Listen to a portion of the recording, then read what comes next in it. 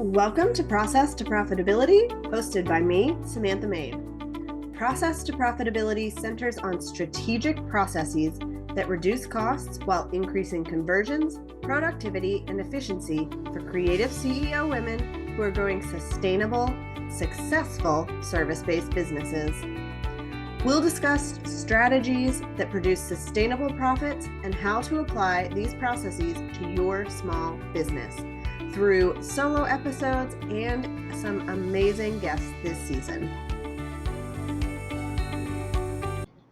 When we think about lead generation, one of the things that a lot of people talk about is landing pages. Not your full website, but a landing page where somebody might end up for a couple of reasons. Either they are interested in a freebie or a download you have to offer. Maybe they want to learn about a course. A landing page is going to be a standalone page that doesn't link to the rest of your website, but it's where you are really trying to convert somebody into taking action that moves them in a very clear step forward. And what we want to do with these landing pages is get our maximum lead generation results through the design and the copy on these pages, so that when people land there, they are much more likely to continue to read and then take that final step. So why are landing pages so crucial in lead generation? The way that I think about it is this. My website has everything that I have to offer. You can learn about me, you can learn about my services, you can apply to work with me. It's very strategically laid out. I've kept it pretty simple, but there is still choice that somebody has to make. Instead, a landing page is going to be a single page that gives people only one action to take. They generally can't even get to a main menu or a footer. All they are seeing is, here is the information about this thing that I have. Do you want it? Yes or no? And then they go to the next step. And so this is a really good way if you have something like a course or a summit or a download that you want people to take action on. You want a landing page that is going to make it super easy for them to decide yes or no, and then click on that button. And you want your landing page to be optimized for lead generation so that people don't bounce off of it. It makes a huge difference in how many people sign up for things when you think about the design of a landing page. I have a friend who has a conference that she hosts every year, and her landing pages for that conference convert at over 50%. So when people come to that page, more than 50% of them are going to sign up for the conference. Some of that is paid, some of those are free tickets, but that is a huge amount of people, considering that industry standards that we see can be closer to 5 or 10%. So the better we can make our landing pages, the more lead generation we are going to see. So what actually makes a high converting landing page? What makes a landing page different, as I have mentioned, is that we do not have menu links. We don't have footer links. All they can do if they are interested is click on one call to action. And that is going to keep people on the page, and it's going to build more conversions because they don't decide to go somewhere else and then forget to come back. We also want to make sure we've got very clear headlines. Be very clear about what it is as soon as they land on this page. So if you have a free download, make sure you include the name, what it's going to do. Make sure you include that it's a free download so people can see what it is that they're opting in for.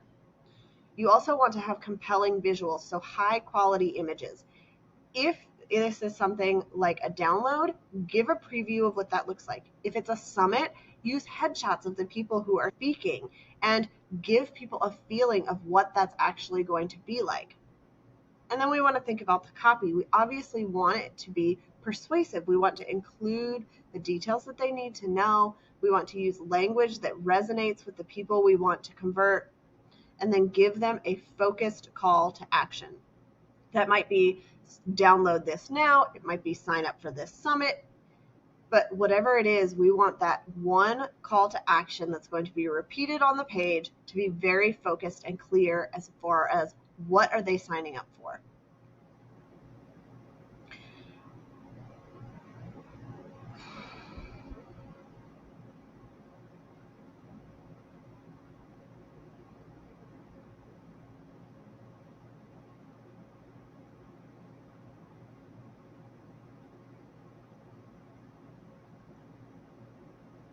Okay, next, I want to talk about something that I see a lot of industry experts struggling with, and the reason that they are using landing pages that may not convert. And most of the time, these are going to be used for a free download, an opt-in, something to get people onto your email list and keep them in your world. But what we tend to do is we don't use language that resonates with our audience. And so when I go to these landing pages to review them, what I see is that you are speaking in your language, in your jargon, you're talking about these things, but people don't understand why it's relevant for them, and so they don't want to sign up. We need to address in the copy, in the title, the pain point they're experiencing and how this free download or this summit is going to help them to fix that or to address it. And so we want to understand the language that our target audience is using so that we can tailor our landing page copy to reflect that. And that's a huge way that you're going to see more leads coming in from a page, is by being very clear with language that they are using and that they understand what it is that they are signing up for. And then we've got the design piece, right? I'm a designer. We always talk about design. We want to make it super easy to figure out what the next step is and go ahead and take that. This means that we want to keep the design clean. We want it to be simple. We want it to look good. We want our buttons to stand out and be very easy to click on. And those things are going to carry over from the rest of our website design. We're not leaving any of that behind, but we do want to make sure that we are just making the entire page very easy to navigate and get the answers that we want. It's also super important for landing pages that they be mobile responsive and that they load quickly. So when people visit these pages, at least 40%, probably more, are going to be visiting on a mobile device. They might have heard you talk about it on social media, or they might have seen you referenced in somebody's Facebook post, and so they're coming to your website on a mobile device. And if your website is not mobile responsive, they are not going to stick around. They're not going to figure out how to get around and sign up for this thing. There's a couple of things that are super important when you think about mobile responsiveness. Number one, I really dislike pop-ups on mobile because generally the design is not done well and it's hard to close them. If I can't close a pop-up really quickly, I'm out. And then number two, we want to make sure that nothing is being overlapped or squished. Everything has breathing room, and that the buttons that we're using are large enough that we can click on them. Whether you have the actual sign up on that page, which is ideal, or you link to another page where they do the sign up, you want to make sure that when somebody's scrolling with their finger, they can click on that button, they can type in their information. We want to make sure it's super easy on a phone. It's not small, they're not having to zoom in, they're not clicking on one thing and it's actually going to like bump into this other thing. We want to make sure it's very simple and very user friendly. And we also want to make sure it loads quickly. Despite how many images you might want to put on that page, I want you to make sure that things are moving quickly. Optimize your images in a software that does that for you. Make sure that you are not bogging things down by having a ton of stuff in the background. Make this super user friendly so that when somebody comes to your page, they're not distracted by pop-ups or buttons that don't work, or by the fact that it took 20 minutes for the website page to load. We want to start seeing what's working and doing testing and continuous optimization.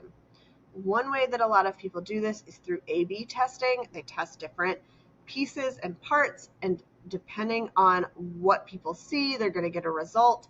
There are softwares that allow you to do this, but if you are building your landing page in a software that doesn't allow that, what I really like to do is look over time at how many people are clicking. So if I share about a page, I want to see how many people are coming to that page, and then I want to see how many people are actually converting.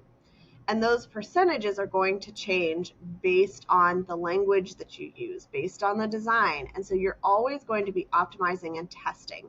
One of the best ways to do this is make your first landing page for something like a free download that's going to be up for a long time, that people are going to be able to access, and you start sharing about it.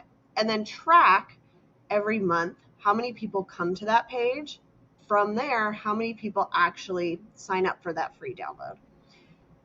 The amount of people coming to the page is going to tell you how much more marketing you need to do, and so that might vary depending on the month and how many posts you made. But that percentage of people that are coming to, that land on the page and then actually take action, is what we want the design of the page and the copy of the page to continue to improve. You really want to make sure that your landing pages are going to convert as many people as possible, so that you have an easier time at lead generation. You can do that through targeted messaging, user-friendly design, optimization and testing and trial. I want you to think about any landing pages that you have, take a look at them, make sure that they are working, and then see what you might be able to change and what results that gets you in your business.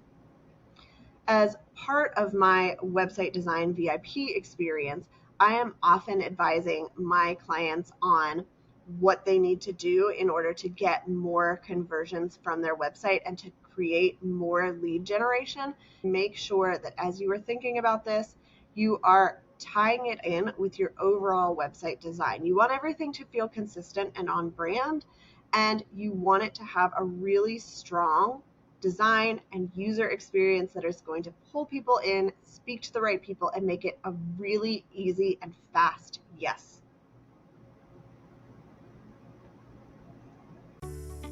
Thank you so much for tuning in to this episode of Process to Profitability. I'd love it if you would leave a rating and review on Apple Podcasts to help others find the show, and send me a message to let me know, what is your process to profitability? You can connect with me on my website at lemonandthesea.com, or on Instagram and TikTok at lemonandthesea.